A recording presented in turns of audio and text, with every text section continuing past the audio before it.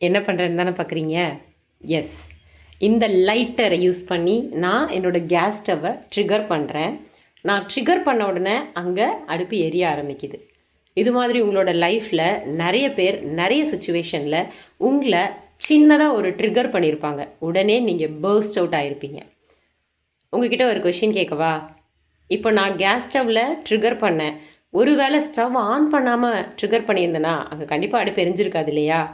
அப்போது அந்த நெருப்பு, அந்த ஹர்ட் உருவாகிறதுக்கு காரணம் ட்ரிகர் கிடையாது, நம்மளுடைய ஃபியூயல், இன்சைட் ஃபியூயல். உங்களோட ஆள் மனசில் நீங்கள் ஹர்ட் ஆகிறதுக்கான ரியாக்ஷனை நீங்கள் ஆல்ரெடி ரெடியாக வச்சுருக்கிறதுனால ஒரு பர்சன் உங்களை வந்து லைட்டாக ட்ரிகர் பண்ணோன்னே நீங்கள் ரியாக்ட் ஆகிடுறீங்க. ரைட்டா? ஸோ இனிமே உங்களுடைய நெகட்டிவ் இமோஷன்ஸ்க்கு காரணம் இன்னொரு பர்சன் செஞ்ச ட்ரிகர் அப்படின்னு சொல்லாதீங்க. ஓகே? ஸோ உங்களுக்குள்ள அந்த ஹர்ட் ஆகிற ஃபீல் இல்லைன்னா எந்த ட்ரிகரும் உங்களை ஒன்றும் பண்ணாது. Okay? So learn how to be empty in yourself, how to empty your fuel inside. So hurt அப்படின்ற ஒரு ஃபீல் அது ஆல்ரெடி உங்களுக்குள்ளே இருக்குது. ஒரு சின்ன ட்ரிகர் அதை எரிய வச்சிருச்சு.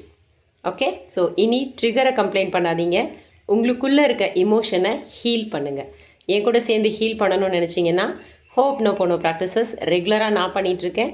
என் கூட கனெக்ட் ஆகணுன்னா என்னோடய வாட்ஸ்அப் நம்பர் டிஸ்கிரிப்ஷனில் இருக்குது. Please message me. தேங்க்யூ.